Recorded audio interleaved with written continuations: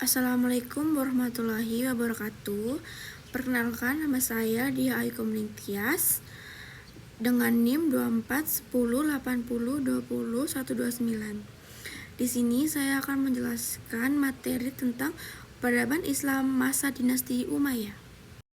Jadi di sini dinasti Umayyah itu didirikan oleh Muawiyah bin Abi Sufyan Ibnu Muawiyah melalui peristiwa tahkim. Lalu pemilihan khalifah yang demokratis berubah menjadi kekuasaan raja yang diwariskan turun-temurun atau monarki hereditary. Lalu dinasti Umayyah bertahan selama 90 tahun dengan 14. Lalu Muawiyah sebagai khalifah pertama melakukan pemindahan ibu kota negara dari Kufah atau pusat kekuasaan Ali ke Damaskus. Lalu memperkuat armada angkatan laut dan memiliki 1.700 buah kapal. Lalu mengerahkan angkatan laut di bawah pimpinan putranya Yazid untuk merebut Konstantinopel 668 sampai 669 Masehi. Tetapi usaha ini gagal. Lalu tahun 676 Muawiyah mengangkat Yazid, ditentang banyak sahabat karena berlawanan dengan janji Muawiyah pada Hasan. Jadi di sini siapa sih para khalifahnya gitu. Satu itu ada Muawiyah bin Abi Sufyan. Yang kedua itu ada Yazid bin Muawiyah. Lalu ada ketiga Muawiyah bin Yazid. Lalu ada keempat itu ada Marwan bin Hakam. Lalu ada kelima Abdul Malik bin Marwan. Lalu keenam itu ada Al-Walid bin Abdul Malik. Lalu ketujuh ada Sulaiman bin Abdul Malik. Yang ke-8 itu ada Umar bin Abdul Aziz. Yang ke-9 itu ada Yazid bin Abdul Malik. Yang ke-10 ada Hisham bin Abdul Malik. Yang ke-11 ada Al-Walid bin Yazid 2. Yang ke-12 itu ada Yazid bin Walid bin Malik. Yang ke-13 itu ada Ibrahim bin Al-Walid 2. Yang ke-14 itu ada Marwan bin Muhammad. Lalu di sini ada perluasan wilayah. Front Asia Kecil itu melawan bangsa Romawi dengan sasaran utama pengepungan ke ibu kota Konstantinopel dan penyerangan ke pulau-pulau di Laut Tengah. Lalu ada Front Afrika Utara.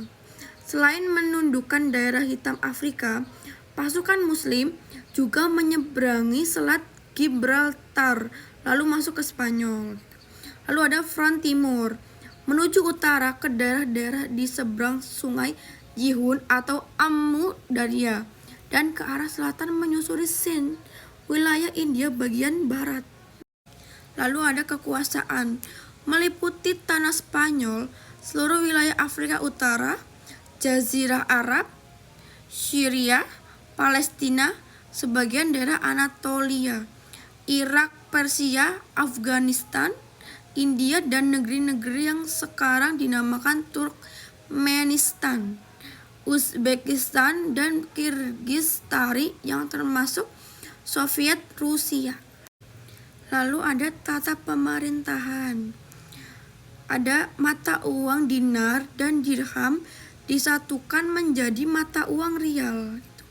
Lalu ada mengangkat majelis penasihat gitu. Terus ada mengangkat sekretaris, itu siapa aja? Itu ada Khatib Ar-Rasyil, menyelenggarakan administrasi dan surat menyurat dengan para pembesar setempat. Lalu ada Khatib Al-Kharaj, menyelenggarakan penerimaan dan pengeluaran negara. Lalu ada Khatib Al-Jundi, dia menyelenggarakan berbagai hal yang berkaitan dengan ketentaraan. Lalu ada Khatib Aisyari, Khatib Aisyartah, menyelenggarakan pemeliharaan ada Khatib Aisyartah, menyelenggarakan pemeliharaan keamanan dan ketertiban umum. Lalu ada Khatib Al-Qudat, menyelenggarakan hukum melalui badan-badan peradilan dan hakim setempat. Lalu ada tata pemerintahan. Pengembangan departemen pemerintahan itu ada satu, An-Nizam Al-Idari. Yang kedua itu ada An-Nizam Al-Mali. Yang ketiga itu ada An-Nizam Al-Harbi. Yang keempat itu ada An-Nizam Al-Qadai. Yang keenam itu ada An-Nazar fil Mazalim. Lalu ada sosial budaya. Kontrak antar bangsa-bangsa Muslim atau Arab dengan negeri-negeri takyukan yang terkenal memiliki tradisi yang luhur seperti Persia, Mesir, Eropa, dan sebagainya. Lalu ada hubungan tersebut lalu melahirkan kreativitas baru yang menakjubkan di bidang seni dan ilmu pengetahuan. Lalu ada seni. Pengembangan arsitektur ditandai adanya ukiran-ukiran di dinding-dinding masjid dan istana yang dihiasi dengan tulisan-tulisan kaligrafi yang indah. Lalu lagu-lagu padang pasir dari warisan Arab pra-Islam dipadukan dengan seni Islam yang menghasilkan lagu-lagu qasidah yang indah. Lalu ada pengembangan ilmu. Lalu kayak ada mendirikan pusat kegiatan ilmu dan kebudayaan di Marbat, kota satelit, dan Damaskus. Lalu perkembangannya ilmu nahwu, fikih, qiraat, tafsir, hadis, tasawuf, geografi, dan thorik.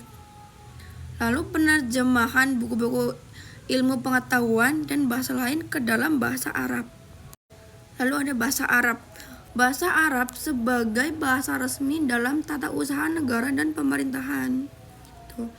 Lalu Abul Aswad Ad-Duali, dia menyusun gramatika Arab dengan memberi titik pada huruf-huruf hijaiyah yang semula tidak bertitik.